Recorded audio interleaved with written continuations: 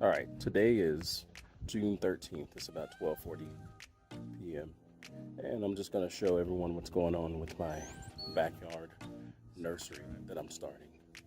Um, it's just the beginning, so there's going to be more to come and more things that I'm going to implement into it. But this is just the start of it.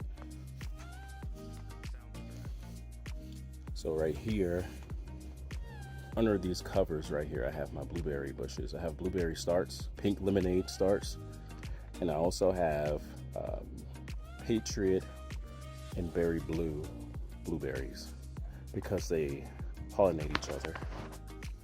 But they're under the cover right now.